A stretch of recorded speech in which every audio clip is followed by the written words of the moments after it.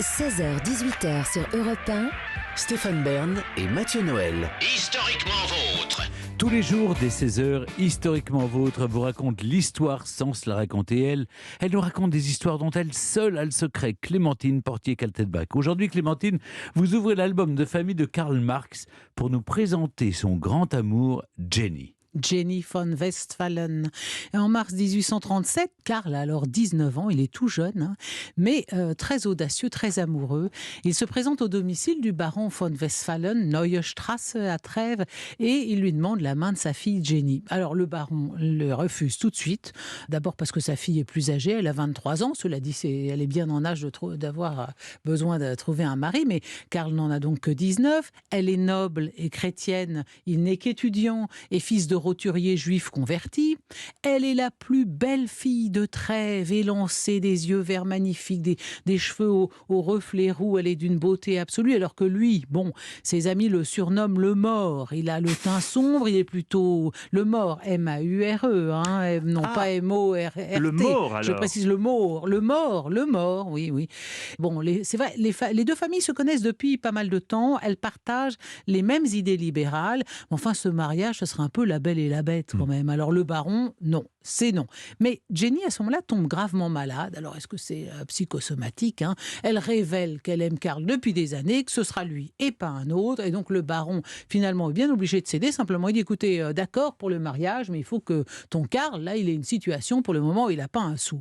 Et les deux vont devoir attendre 7 ans avant de se marier, alors qu'elle en a donc déjà 23. Marx, lui, part étudier à Bonn, à Berlin. Là, il découvre la philosophie, il rencontre Hegel, et évidemment il est occupé, comme diraient les jeunes aujourd'hui, H24 par les grandes idées, les grandes théories, l'agitation politique, mais c'est aussi un homme éperdument amoureux qui écrit assidûment à Jenny, naturellement, et elle, de son côté, sa famille fait tout pour le dissuader, il n'y a rien à faire, c'est lui qu'elle veut. J'ai découvert dans mes lectures qu'elle l'appelait mon petit sanglier. Alors quand on voit des portraits de Marx, oui, il y a une espèce de force qui s'en dégage, mais enfin mon petit sanglier, mais ça c'est les secrets d'alcôve. Alors, Vous faites bien, Marx.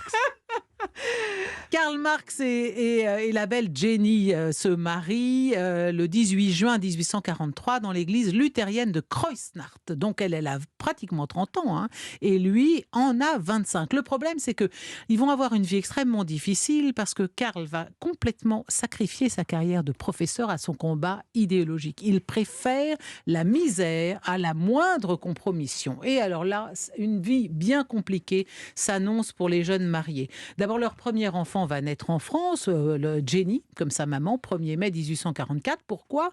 Parce que Karl dirigeait une gazette en Suisse, la Gazette rhénane, et elle a été interdite en Allemagne, par le gouvernement prussien. Donc, il est obligé de partir, d'arriver à Paris. Là, on lui confie une autre revue, les Annales franco-allemandes.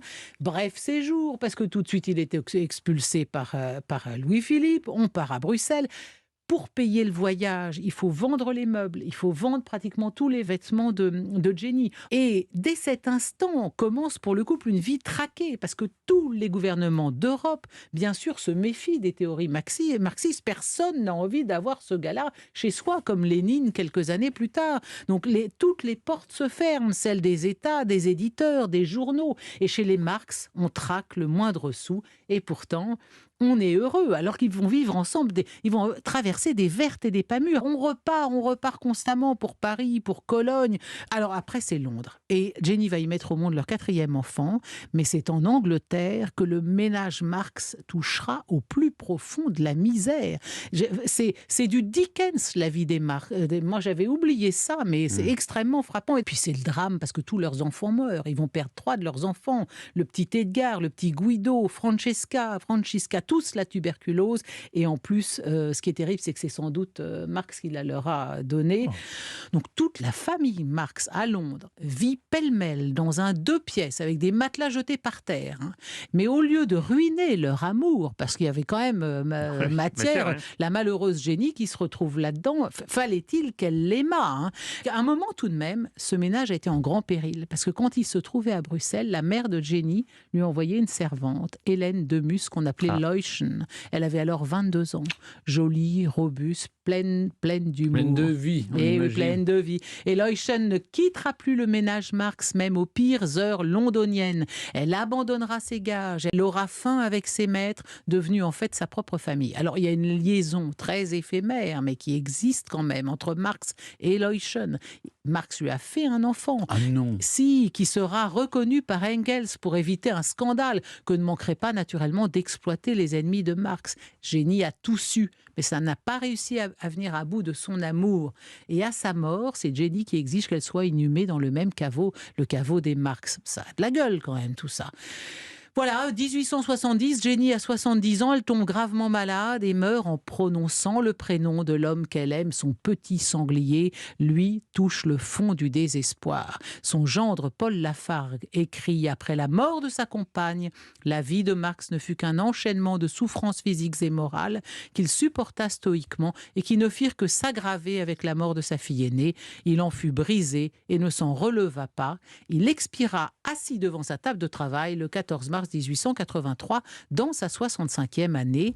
Il n'avait survécu donc qu'un an et demi à Jenny, sa bien-aimée. C'est une magnifique histoire d'amour Oui, entre merci. deux êtres qui s'étaient trouvés.